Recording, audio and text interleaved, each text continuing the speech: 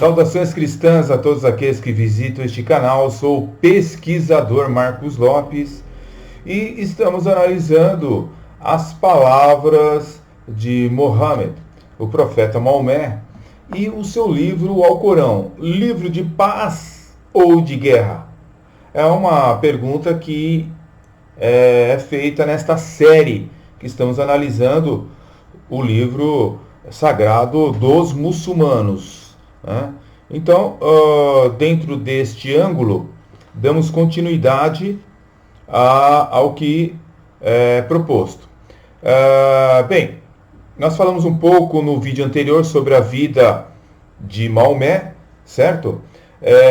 No início dos anos 600, Maomé começou a seguir o caminho dos videntes árabes que buscavam a luz espiritual, e retirou-se, para uma caverna, aliás, no Monte Uira, próximo a Meca.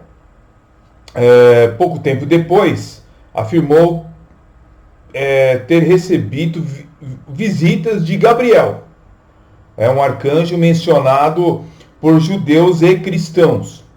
Ele dizia que Gabriel lhe apareceu em nome do mesmo Deus que os judeus e dos cristãos, ou seja, o mesmo Deus que os cristãos e os judeus adoravam.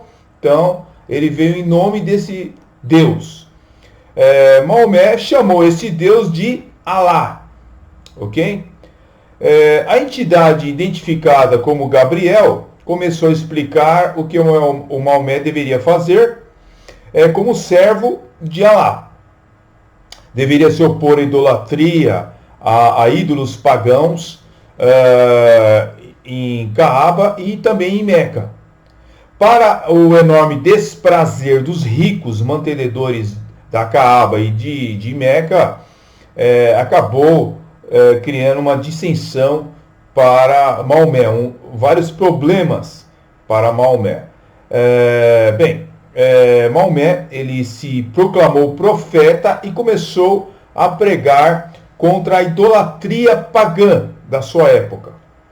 E a hostilidade das pessoas de Meca era grande, e ele foi convidado a se retirar. E ele acabou fugindo para Medina.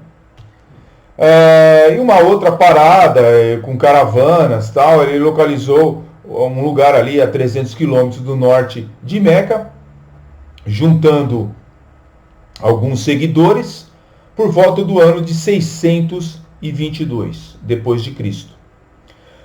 Os poucos que fugiram com Maomé foram aqueles que aceitaram a afirmação de que o Deus dos judeus e dos cristãos o consagrara, a profeta, para os árabes, apenas pela sua palavra.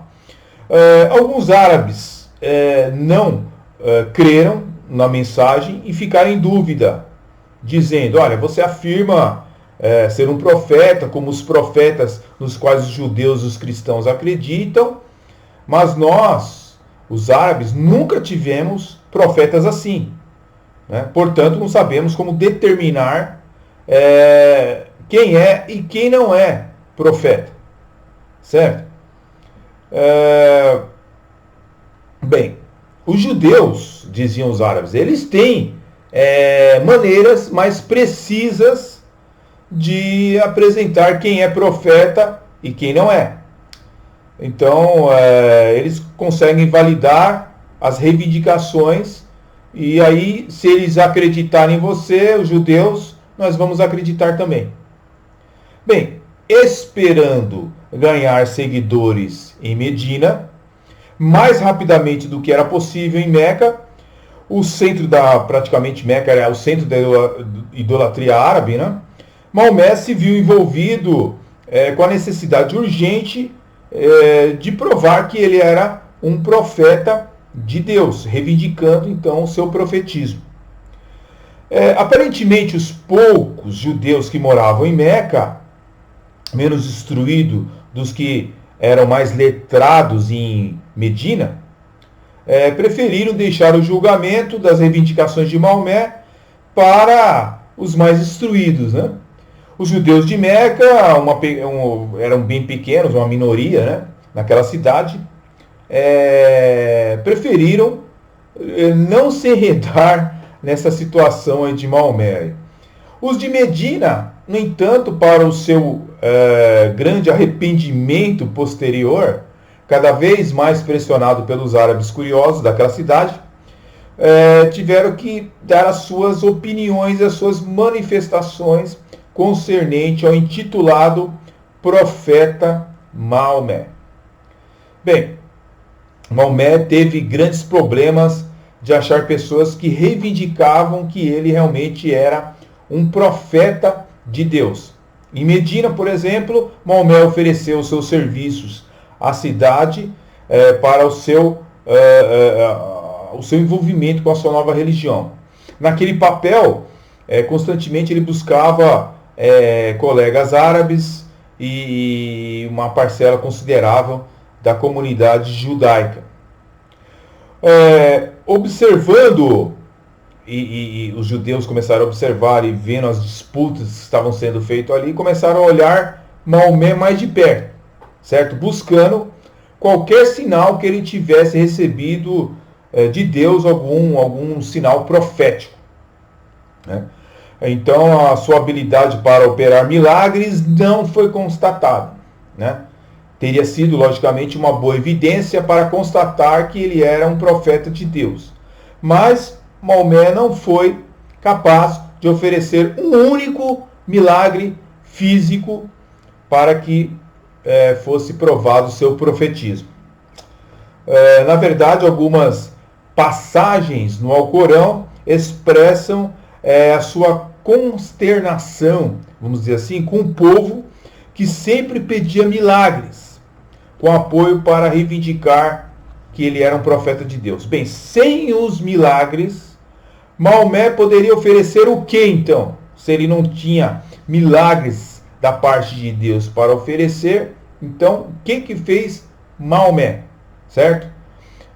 A demonstração de perícia em oferecer revelações confirmadas no Antigo Testamento era a única maneira que Maomé ele encontrou para impressionar os judeus de Medina.